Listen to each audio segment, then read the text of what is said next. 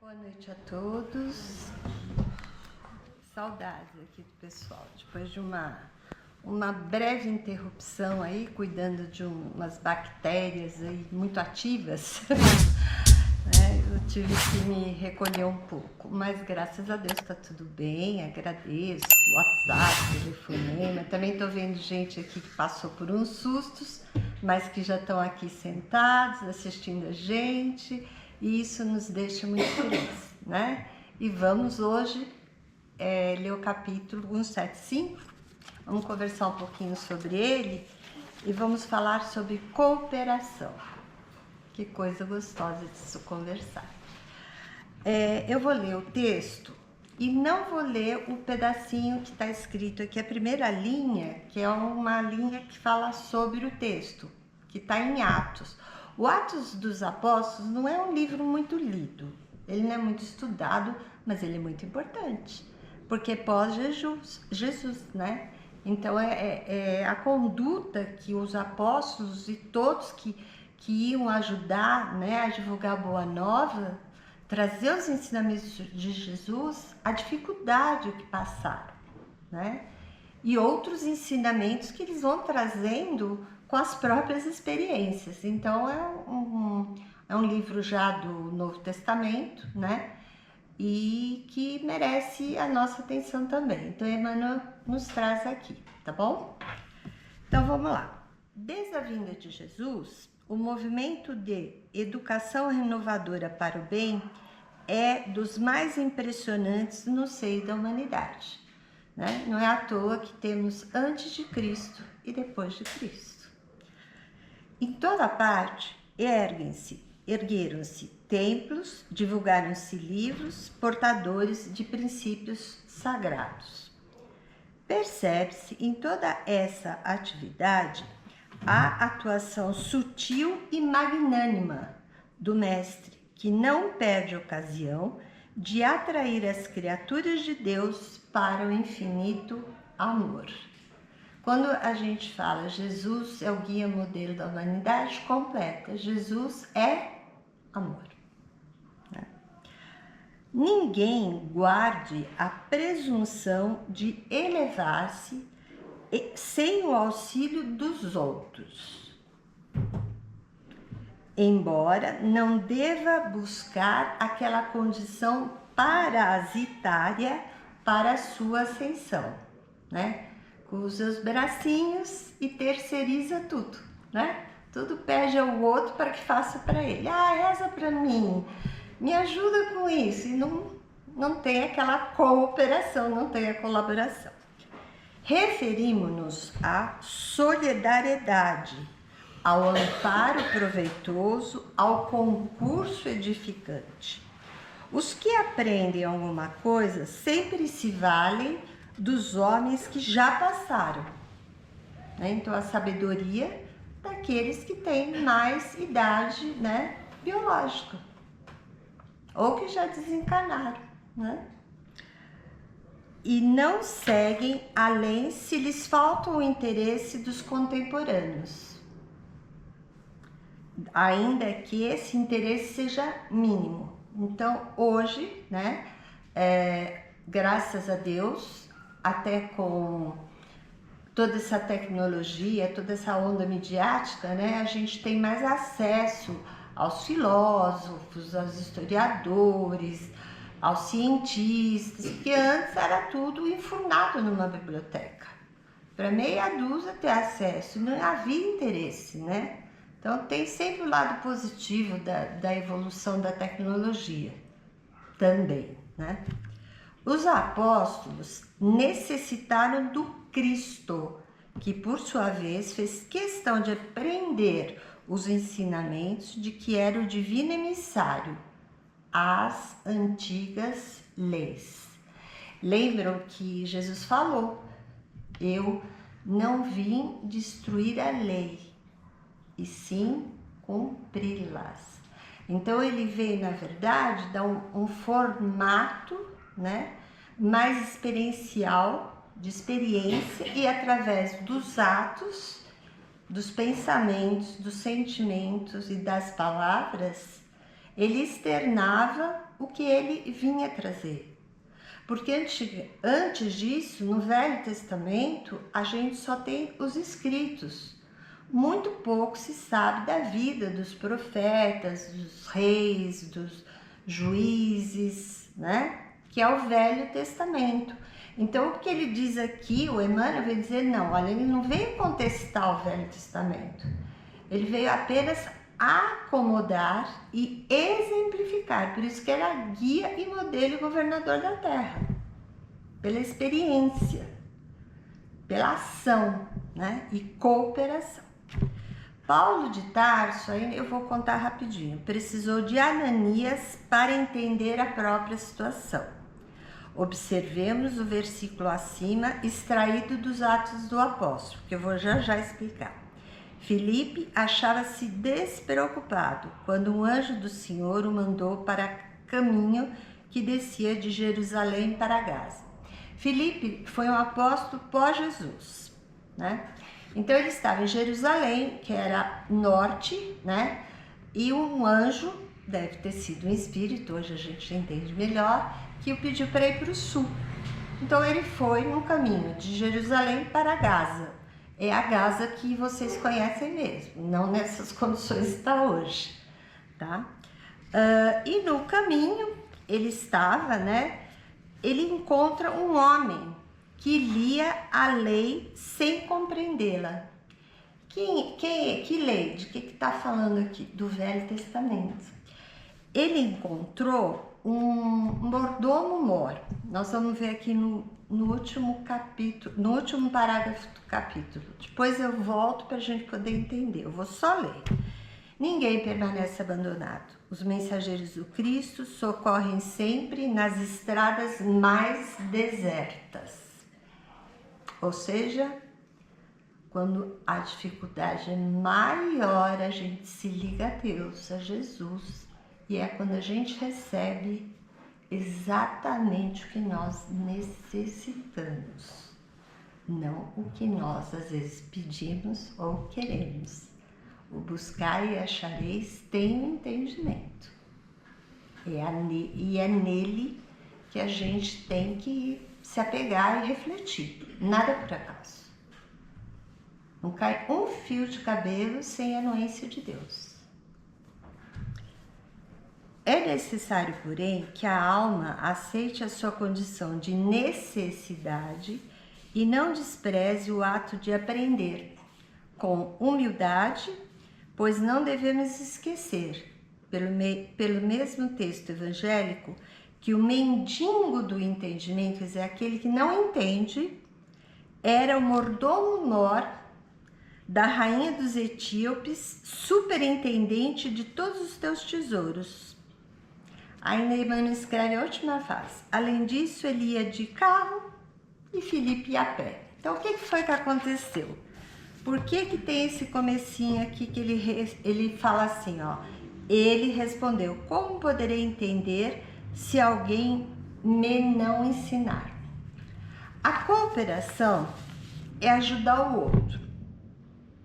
Mas quando a gente pensa em ajudar alguém, a gente tem que ter a consciência de que não existe dois seres iguais. Nós somos individualidades. Ninguém vai mudar ninguém. E a proposta de Jesus, o amar a Deus sobre todas as coisas, eu estou próximo como de mesmo, não é a mudança do outro, é a cooperação com o outro. É ajudar respeitando o seu próprio limite, né? E entendendo que o outro também tem o livre-arbítrio dele. Então é não ser arrogante, não ter preconceito, ele precisa de ajuda, coitado. Não é assim que a gente tem que pensar e não é assim que a gente tem que sentir.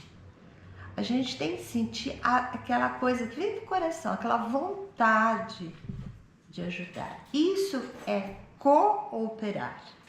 Quando o próprio Emmanuel fala em co-criadores, ele está falando disso. Que Deus criou a natureza, as plantas, os animais, tudo que a gente vê de lindo e maravilhoso. O que cabe a nós? Cooperar. Nós somos co-criadores, desde o microcosmo até o macrocosmo. E a gente evolui se a gente não tiver essa relação cooperativa? Não. Porque a cooperação, ela resume a lei de justiça, amor e caridade, né? A lei de justiça, amor e caridade é a mais importante, por ser a conduta que vai facultar ao homem adiantar-se mais, evoluir na vida espiritual, na vida moral, na sua ética, visto que essas 3 leis resumem todas as outras. Benevolência para com todos, indulgência para as perfeições, que geralmente, quando existe muita imperfeição, que a gente enxerga no outro, né? Porque normalmente a gente não enxerga as nossas, mas no outro fica bem fácil. É não apontar, não citar, não humilhar, porque assim você não está ajudando, nem a si, porque você está se deseducando para essa evolução, e nem ao outro. Porque cadê o amor nessa relação? E pela milésima vez eu repito, ninguém evolui morando numa ilha. Né? Tem pessoas, eu vou ficar reclusa, eu vou meditar mais, porque eu vou pensar mais. Ótimo, muito bem, ótimo, perfeito, mas é um tempo. Você não pode se isolar do mundo. Nós estamos aqui para aprender um com o outro. Cadê a fraternidade, então? E esse monte de rótulo que está surgindo? O que é isso? Não é muito mais simples entendermos que somos espíritos em evolução, numa terra de provas e expiações, com tudo de bom na nossa essência, que é o nosso espírito, que Deus colocou, para que a gente descubra e coloque em ação de cooperar, de solidariedade, de fraternidade. A gente percebe, a gente ouve, a gente vê na televisão, vê na internet, os casos que são violentos, agressivos, que doem, né? Impactam, assustam a gente. Por quê? Porque o egoísmo está na frente. O poder é a disputa maior. E o orgulho, então, né? Eu sei tudo. Você não sabe nada. Então, eu decido e os outros se calam. Quando foi que Jesus fez isso? Se ele era questionado, se ele ia na casa de alguém, mas você vai na casa lá do Zaqueu? Vou. Por quê? O que tem o Zaqueu? O Zaqueu. Mas eu vou. Mas você não lavou a mão, você sentou à mesa. Importante é o que sai pela boca, não o que entra. Você vai almoçar com aquele pessoal que não é do nosso partido, né? Que não é cristão como nós ainda. Gente, aqui foi uma brincadeira, tá? O cristianismo é uma doutrina, não é um partido. Vocês me entendem? Estou me fazendo clara? E foi o que aconteceu com o Felipe, né? O Felipe encontrou esse mordomo mor. Ele estava a pé, ali um apóstolo jovem, né? Já tinha tido uns probleminhas com o Tiago. E ele encontrou esse senhor que era um mordomo, um mor, que estava carregando os tesouros da rainha, barará, sabia tudo, né? Só que ele lia a lei e ele falou, eu não estou entendendo nada. A lei era o Velho Testamento. Ele estava lendo um trecho, que não dá tempo de falar, de Isaías, que é um profeta, né? Então, no começo ele fala assim, e o mordomo respondeu, como poderei entender se alguém não me ensinar? Então, nos falta, para cooperar, a coragem. Né? Um sorriso é cooperar. Um abraço é delicioso, né, Beto? Um encontro com um bom amigo é maravilhoso. Por quê? Porque a gente fica transparente. É o nosso sentimento afetivo, é o nosso sentimento real, é o nosso amor no seu iniciozinho, seu embriãozinho para ser expressado. Né? E terminando, que a musiquinha já está aqui, né? A gente lembra de Paulo. Paulo, ao ver Jesus, né? A ter uma visão de Jesus, ele ficou cego. O que significa? Que ele ficou cego mesmo? Não. Né? A cegueira dele foi espiritual, foi moral, foi ética, foi por uma série de coisas. Aí ele foi até Ananias, que era um homem simples, que lhe ensinou aquilo que havia... Ele não estava entendendo o que Jesus falou, né? Que ele perguntou ao Cristo, o que queres que eu faça? Aí o Cristo falou, pare de perseguir os cristãos, Paulo. Ele era Saulo até então, depois se transformou em Paulo. É uma história muito bonita que eu recomendo, Paulo e Estevão.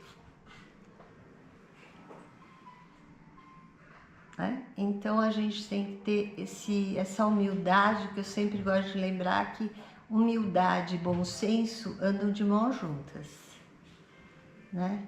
Para que a gente tenha mais clareza nas nossas ações, nos nossos pensamentos, nos nossos sentimentos. E a doutrina espírita, ela tem os seus pilares fincados na justiça, no amor e na caridade. Leia esse texto, é 175 do livro Caminho, Verdade e Vida. Eu acho que refletir sobre ele para todo mundo, né, é importante, tá bom? Obrigada. Então vamos harmonizando-se em sentimentos e pensamentos, agradecendo ao mentor desta casa, Bezerra de Menezes, ao nosso querido amigo, companheiro de todas as horas, Chico Xavier, a Kardec, que trouxe através dos espíritos amigos a codificação, e todos os outros espíritos que se fazem aqui representar por outros tantos em regime de cooperação, cooperando para que nós possamos receber tudo aquilo que nos seja necessário, tudo aquilo que nos seja meritório. Assim, agradecidos, com a gratidão pulsando nos nossos corações, vamos dizendo adeus a Jesus e a todos esses espíritos. Muito grato estamos por estar aqui. Muito gratos somos pelo que temos, pelo que aprendemos, pelas oportunidades que nos são dadas. E por essa casa de amor, de assistência, de caridade, que nos acolhe e nos faz sentir muito melhor quando daqui voltamos aos nossos lares. Que todos possam ter hoje uma boa noite e que ao descer e receber um passe possam estar abertos, tranquilos e muito agradecidos por tudo aquilo que estão recebendo. Que assim seja, graças a Deus e a Jesus e a todo esse plano espiritual amigo que aqui se encontra.